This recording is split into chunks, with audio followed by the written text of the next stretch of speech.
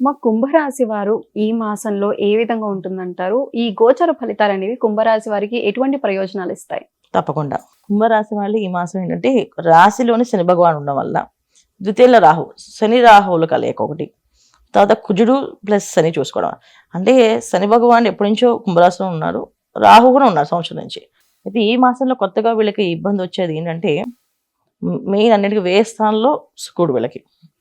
తర్వాత కర్కాటక రాశిలో కుజుడు.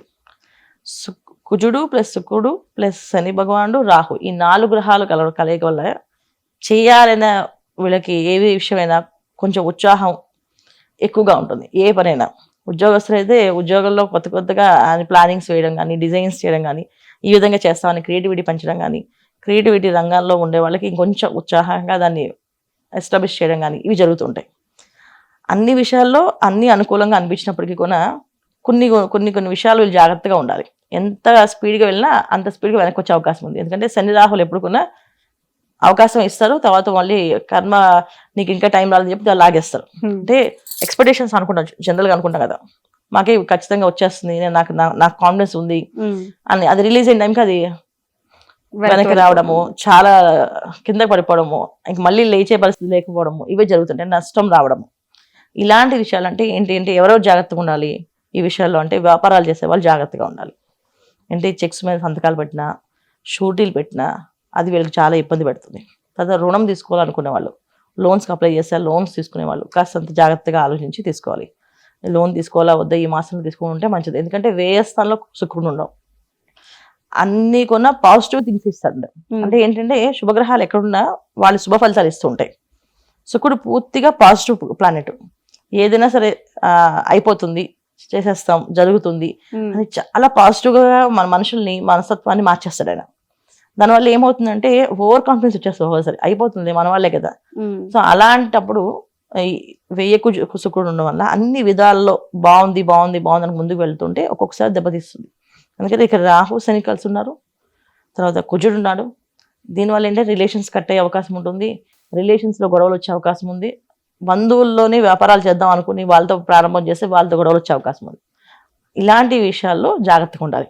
ముఖ్యంగా వ్యాపారస్తులు, కొత్తగా వ్యాపారం చేద్దాం అనుకునే వాళ్ళు, కొత్తగా వ్యాపారాలు బంధువులతో మొదలు పెడదాం అనుకునే వాళ్ళు ఈ మాసం ప్రయత్నం చేయకుండా ఉంటే మంచి ఫలితాలు. ఒకవేళ చేశారంటే కాస్త ఇబ్బంది పడే అవకాశం, లాంగ్ రన్లో అది చాలా ఇబ్బందిగా మారుతుంది వీళ్ళకి.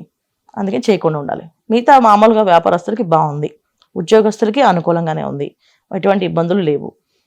ఇంకా విద్యార్థులకి కాస్తంత మాయా, కొంచెం వాళ్ళు అదే వేసుకుడు కదా, కాస్త ఎంజాయ్మెంట్, కాస్త బయట విహారయాత్రలు, ఫ్రెండ్స్ గ్రూప్ స్టడీస్ అని చెప్పి ఎంజాయ్ చేయడము, ఇలాంటి జరుగుతుంటే వాటి విషయంలో జాగ్రత్తగా ఉండాలి. ఖచ్చితంగా అలాంటి గ్రూప్ స్టడీస్కి ఎలవ్ చేయకుండా పిల్లల్ని, వీళ్ళు ఒకవేళ కుంభరాశి వాళ్ళు అయ్యి ఉంటే వాళ్ళు కూడా వెళ్లకుండా ఉండి ఇంట్లో చదువుకుంటే ఆ చదువు వాళ్ళకి చక్కగా ఎక్కుతుంది. లేకపోతే మైండ్లో చదువు అనేది ఎక్కకుండా ఏదో ఒక ఆలోచన అవగేషన్స్ వచ్చేసి మార్పు అనేది జరుగుతుంది. ఇది కుంభరాశి వాళ్ళకి ఈ మాసంలో ఏంటంటే వివాహ ప్రయత్నం చేసే వాళ్ళకి బాగుంది. వివాహాల్లో వివాహం కాదు అనుకునే వాళ్ళకి వివాహం అవ్వడము, వివాహం అయ్యి కాస్త మనస్పర్ధలు ఉండి భార్యాభర్తలు ఇద్దరు దూరంగా ఉంటే వాళ్ళకి కలయిక రావడము. వేసుకుడు కదా, ఇక్కడ ఎవరో ఒకరు సారీ చెప్పేసి సరే మనం కాంప్రమైజ్ అయి ఉందాం, హ్యాపీగా ఉందాం లైఫ్ అని చెప్పి అనుకుంటారు. సో ఇలాంటి అవకాశాలు, మంచి ఫలితాలు ఉన్నాయి. అంటే వ్యాపారస్తులు మాత్రం, కొత్తగా వ్యాపారాలు చేసే వాళ్ళు మాత్రం జాగ్రత్తగా ఉండాలి. మిగతా వాళ్ళందరికీ అనుకూలంగా ఉంది. మన వ్యాపారస్తుల నష్ట ప్రభావాన్ని దాటి ముందుకు వెళ్ళాలంటే ఈ కుంభరాశి వారు ఎటువంటి పరిహారాలు చేయాలంటారు?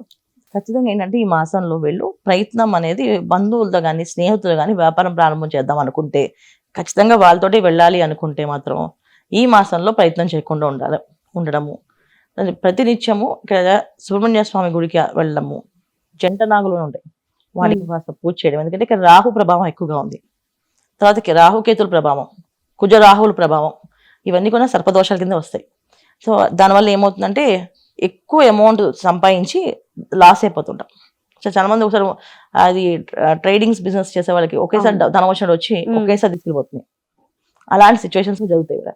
సో వీళ్ళందరూ ఏంటంటే ఈ మాసం అంతా జంట నాగులకి చక్కగా పూజ చేసుకోవడము, ప్రతి మంగళవారం సుబ్రహ్మణ్య స్వామి గుడికి వెళ్ళడం, ప్రదక్షిణాలు 21 ప్రదక్షిణాలు చేయడము, ముద్ద కర్పూరంతో చక్కగా వెలిగించి ఆయనకి హారతి ఇవ్వడము, ఈ విధంగా చేసుకుంటూ వెళితే ఈ మాసం వీళ్ళకి కాస్త బాగుంటుంది. అయితే వ్యాపారాల్లో కొత్త వ్యాపారాలు ప్రారంభం చేయకుండా ఉండడం మంచిది. అది వీళ్ళు తీసుకోవాల్సిన పరిహారం.